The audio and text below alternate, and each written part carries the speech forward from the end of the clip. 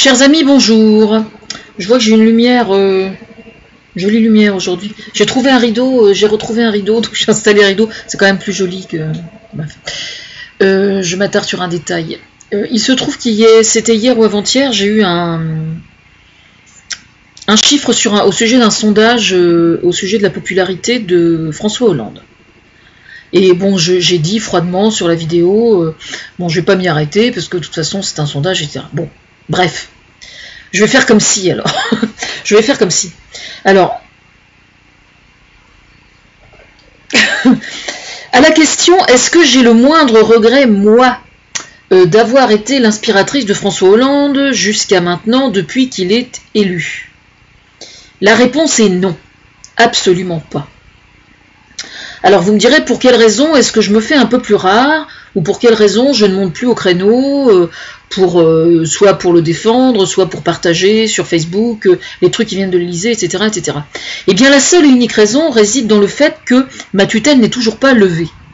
C'est uniquement là que réside le problème en fait. Et absolument pas parce que je remets en cause ses compétences ou quoi que ce soit. Mais alors vraiment pas quoi. Ça, sur ce plan-là, il n'y a vraiment absolument aucun doute. Dans l'hypothèse où ce chiffre-là, bon, qui je ne sais plus quel est le chiffre exactement, soit effectivement exact, pour être tout à fait franc, je trouve ça profondément injuste. Je vais vous expliquer pourquoi. Moi, je considère que gérer un pays, ça n'est pas être président de la République, ne consiste pas à être conforme aux désirs des Français. Je parle de ça parce que je me souviens que à l'époque où Valérie Trierweiler était la compagne de François Hollande, au début de quand il était président, j'ai les alertes en bas à droite qui me perturbent un peu, et je me souviens qu'il y avait une femme qui l'avait littéralement agressé en lui disant on l'aime pas, on l'aime pas. Voilà. Alors c'est quand même assez hallucinant parce que jusqu'à preuve du contraire, un président de la République, il n'est pas président de la République pour faire plaisir à quelqu'un. Un président de la République, il est président pour remplir une fonction. Et cette fonction consiste à gérer un pays. Gérer un pays, ça veut dire être le chef d'orchestre d'un gouvernement en collaboration avec le Premier ministre. Pour qu'on fait, ça me dérange. En collaboration avec le Premier ministre qu'il a choisi, qui donc gère le pays selon certaines valeurs et selon certaines convictions. Moi, je suis effectivement l'inspiratrice de François Hollande et de l'ensemble du gouvernement depuis 3 ans, donc c'est vrai que ça va faire 3 ans. Et je dois dire que je suis vraiment épatée, pour être tout à fait franche, de voir à quel point ils ont été hyper attentifs à la moindre remarque que je faisais, quoi. Et ça, je dois dire que j'aurais jamais soupçonné qu'il le soit à ce point-là. Alors quand je dis attentif, ça va chercher des détails quelquefois que je ne soupçonne pas. Par exemple, je dis des choses à Thomas Fersen sur un truc particulier, un truc qui n'a pas à être révélé particulièrement. Par exemple, dans une des vidéos, il y a 2 ou 3 jours, je parlais de militaires et je ne trouvais pas le mot mercenaire. Et donc, vous pouvez vérifier de toute façon sur les vidéos d'avant. Et là, j'apprends que, voilà, donc je ne trouvais pas le mot, parce que ça m'arrive souvent je suis dyslexique, donc ça m'arrive souvent de buter sur des mots. Donc je ne trouvais pas le mot mercenaire. Et alors, une fois que la vidéo a été vue, ils se sont dit, tiens, on va aller fouiller par là. C'est quand même très curieux, quoi. Et c'est comme ça extrêmement souvent. Donc c'est vrai que c'est très très bizarre. J'ai pas l'explication, mais c'est comme ça. Il se trouve que moi, je vois des choses que les autres ne voient pas. Ce qui emmerde bien du monde, d'ailleurs. Mais j'ai peut-être des lunettes, mais j'ai une bonne vue. Voilà. Et moi, je trouve que François Hollande, c'est quelqu'un de vraiment extrêmement courageux. Voilà. Et beaucoup plus courageux que Nicolas Sarkozy. Alors, j'ai rigolé ce matin parce que j'écoutais France Inter en me réveillant, et j'entendais sur France Inter que Nicolas Sarkozy avait pris des contacts au sujet de la nouvelle présidente de France Télévisions. Il paraît qu'il a pris des contacts pour s'assurer qu'éventuellement, dans l'hypothèse où il serait réélu, histoire qui n'est pas une histoire de chaise musicale, vous voyez ce que je veux dire, qu'il fallait faire attention à ce que la présidente de France Télévisions soit bien conforme aussi aux valeurs que défend Nicolas Sarkozy. Alors déjà, les valeurs qu'il défend, je serais curieuse de les connaître pour être tout à fait franche, parce qu'on est toujours en train d'attendre, mine de rien, quelles sont les idées neuves de l'UMP ou Parti républicain aujourd'hui, là. Voilà, aux dernières élections. Effectivement, ils ont remporté, ils ont eu un suffrage plus important que le PS, et on ne peut pas nier, voilà, c'est un fait. Sauf que le problème, c'est qu'on ne sait toujours pas ce qu'il y a de neuf à l'UMP aujourd'hui ou au Parti républicain. C'est-à-dire que le mec, il commence déjà à poser des jalons dans l'hypothèse où il se représenterait. Alors, soit dit en passant, je vous recommande... C'était sur France 24, l'équipe de France Inter, enfin bref, je vais mettre le lien. Il y avait Thomas VDB qui a fait une chronique sur Nicolas Sarkozy qui était juste à mourir de rire, vraiment d'une justesse qui est inspirée un peu par moi aussi, mais c'était très intéressant parce qu'il expliquait que justement Nicolas Sarkozy disait qu'il se représentait pour éviter la prison en fait. Dans l'hypothèse où il aurait un peu chaud au cul, comme on dit, parce que vous savez ce que c'est, quand on traîne trop de gamelles derrière son cul, comme on dit vulgairement, sur le bitume, ça fait des étincelles quand même, hein, donc ça peut prendre feu quelquefois. Donc évidemment, il s'est dit, si je me représente, en fait c'est une espèce de fuite en avant qu'il fait. Hein. Ça s'appelle comme ça, une fuite en avant. Voilà. Fuite en avant. et c'est quand même assez incroyable. Moi je pense que le meilleur moyen de faire face aux conneries qu'il a faites dans le septennat précédent, c'est quand même d'avancer de véritables idées neuves. Parce qu'il est là le problème aujourd'hui, c'est très curieux comme tout se recroise, parce que là j'étais en train, en prenant mon goûter, parce que je goûte chaque jour, comme les enfants, et donc j'étais en train d'écouter sur Deezer la reprise de Jean Ferrat, c'est-à-dire que la maison de production a fait une compile des chansons de Jean Ferrat qui sont les plus militantes et les plus adaptées à la période d'aujourd'hui. Et c'est absolument incroyable de voir à quel point les chansons de Jean Ferrat peuvent coller à bien des époques, et notamment aujourd'hui, quoi. La femme est l'avenir de l'homme, enfin bref, avec tout le contrôle des naissances, enfin il y a tout est là-dedans, et alors c'est vraiment... c'est hallucinant de voir à quel point les artistes peuvent être visionnaires par rapport aux politiques. C'est vraiment extrêmement interpellant. Donc je vais mettre le lien justement de la compilation de Jean Ferrat, parce que c'est vraiment... il faudra réapprendre à vivre, ensemble écrire un nouveau livre, voilà, le couple va être redéfini, etc. Et c'était Jean Ferrat qui chantait ça, c'était dans les années 60, je pense, 60-70. Je veux dire, c'est quand même assez incroyable. Il faudra réapprendre à vivre, ensemble écrire un nouveau livre. Eh bien, n'en déplaise à certains, François Hollande, c'est ce qu'il tente de faire. Là où c'est particulièrement périlleux, effectivement, c'est que c'est exactement comme si on marchait en fait sur une planche qui est relativement étroite, c'est-à-dire une marge de progression qu'il est souhaitable de voir progressive afin qu'elle soit la moins traumatisante possible. Il est là le problème. Il y a des gens aujourd'hui, par exemple, qui se plaignent que les réformes sont insuffisantes. Il paraît que c'est une des raisons pour lesquelles les gens ne sont pas contents de François Hollande. Sauf que quand on fait les réformes, il y a les réformes les plus fondamentales et les plus existentielles, ce sont les réformes qui sont relatives à la famille, par exemple. Il est normal que des gens s'insurgent quand on touche à la famille.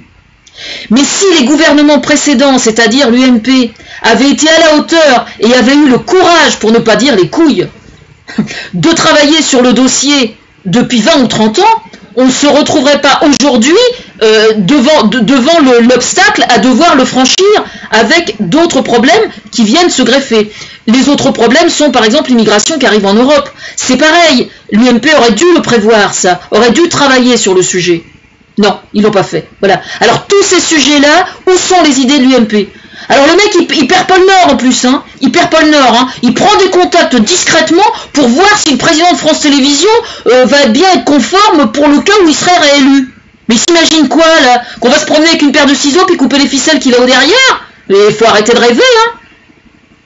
Actuellement, ce qui se passe avec l'État islamique, on est parti faire la guerre en Afrique là-bas, jusqu'à preuve du contraire, les armes que l'État islamique a, ce sont des armes qui viennent de la Libye. Voilà, hein. Alors, ce cirque? Nicolas Sarkozy a une part de responsabilité relativement à la guerre qu'on livre aujourd'hui contre l'État islamique et le djihad. N'en déplaise à l'UMP, républicain, tout ce que vous voudrez bien. Voilà. Alors moi je veux bien qu'on méprise François Hollande, mais pour être tout à fait franche, je trouve ça profondément dégueulasse. Dégueulasse et profondément injuste. Voilà.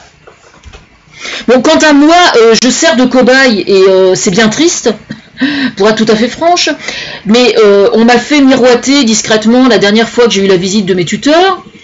On m'a expliqué avec un petit sourire, l'air de dire ah ben ce serait dommage d'être obligé d'aller sur le plan européen pour obtenir justice, quoi.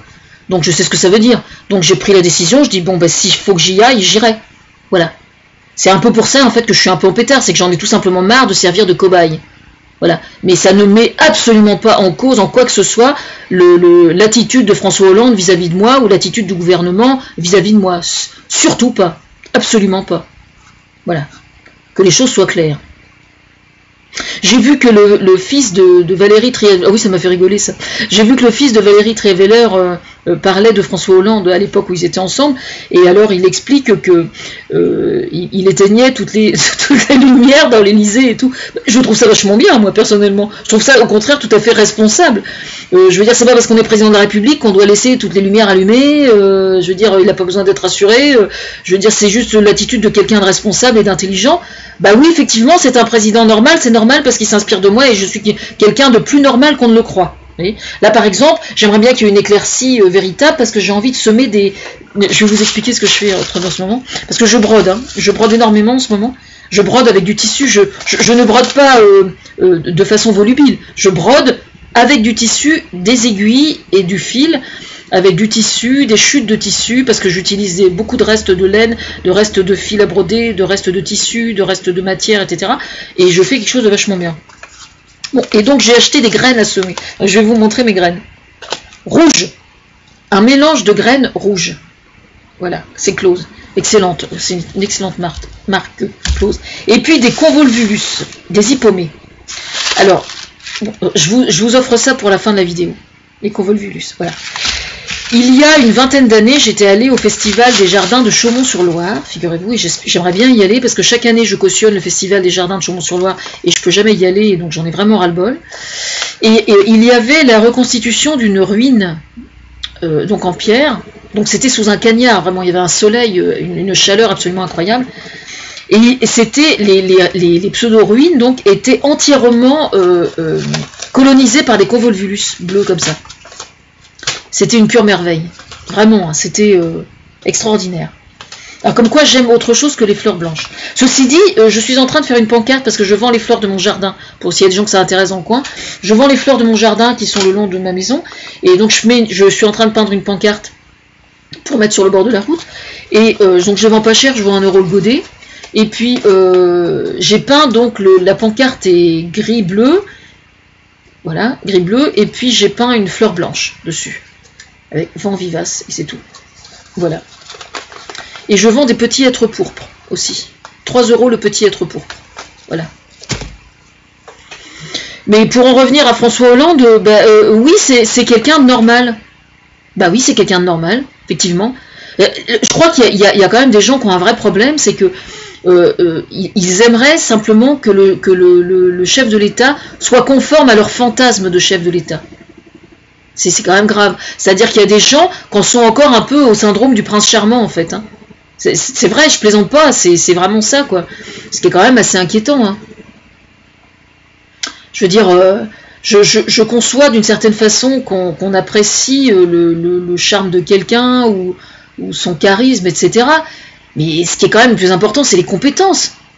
C'est pas le fait qu'il fasse 1m80 et qu'il ce soit une armoire à glace. Moi j'en connais des cons qui font 1m80 et qui sont des armoires à glace et qui ont une super gueule. Hein. Il est bien rare que la nature donne les deux, c'est-à-dire qu'il ait une belle gueule et qu'est-ce qu'il faut dans la caboche. Moi personnellement, par exemple, je suis une femme extrêmement belle. Non mais je veux dire, je suis normale, quoi. Je suis normale. Je suis normale, mais je veux dire, ça arrive hein, qu'une femme, par exemple, soit extrêmement belle et soit aussi très intelligente. Ça arrive. Mais quand même, Dieu soit loué, la nature est bien faite et ne distribue pas tout au même. Non, mais je trouve ça profondément injuste, vraiment. Je trouve ça... oui, je trouve ça injuste parce qu'il se décarcasse vraiment de façon absolument incroyable, quoi.